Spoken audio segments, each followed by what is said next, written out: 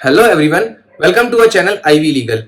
In continuation to our Indian Evidence Act lecture series, in our today's video, we are going to discuss section 86 and 87 of Indian Evidence Act. ये दोनों ही section किस बारे में बात करते हैं? Presumption as to documents. But point here is कि अभी तक हमने जो डिस्कस किया था वो सेक्शन 85 तक बताया था कि यहाँ पर court was required, it was mandatory for the court to presume the genuineness of document, of power of attorney, of gazettes, newspapers. उन सब केसेस में it was mandatory for the court. But section 86 और 86 से आगे जो sections आएंगे 89 तक, वहां पर डिस्कस हुआ है कि it is the discretion of the court to either presume the genuineness और not to presume the genuineness of any document. तो यहां पर वर्ड क्या यूज हुआ है? May and not shall. तो स्टार्ट करते हैं सेक्शन 86 को. सेक्शन 86 बताता है presumption as to certified copies of foreign judicial record. Presumption as to certified copies of foreign judicial record. Again, the section says that court may presume that certified copies of foreign judicial records are genuine. जो foreign judicial records हैं, foreign judgements जो हैं, उनकी certified copy अगर Indian court में produce की जाती है तो कोर्ट उसकी जेन्युइननेस को प्रिज्यूम कर भी सकता है, कोर्ट नहीं भी प्रिज्यूम कर सकता है. तो यहां पर मैंडेटरी नहीं है, कोर्ट के पास बाउंडेशन नहीं है कि अगर फॉरेन जजमेंट की सर्टिफाइड कॉपी इंडियन कोर्ट में प्रोड्यूस हो रही है तो court shall presume it genuineness. Court उसको नहीं भी कर सकता है because the word used is may. अब बात करेंगे सेक्शन 87 की. Section 87 of Indian evidence act talks about presumption as to books, maps and charts.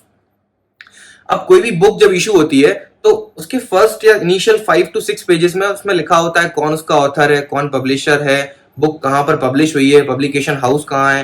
तो बस ये सेक्शन के बारे में. इस सेक्शन में ये बताया है कि कोई भी बुक्स, मैप्स और charts which are produced before the court for the purpose of proof of any fact in issue और relevant fact, then the court may presume the genuineness. The court may presume that the books, maps और charts was written or published by the person whose name is shown as the author or publisher in the book, and also the said book was published at the place where it was published. तो मतलब court जब कोई भी book, map और chart court में as evidence produce होगा ना, तो उस केस में कोर्ट ये प्रिज्यूम करेगा कि इस बुक में जो ऑथर, जिस ये बुक या मैप या चार्ट उसके द्वारा लिखा गया है, जिसका नाम इस बुक में एज अ ऑथर मेंशन्ड है, या जिसका नाम, और ये बुक उस कंपनी के थ्रू पब्लिश हुई है जिस कंपनी का नाम इस बुक में एज अ पब्लिशर लिखा हुआ है.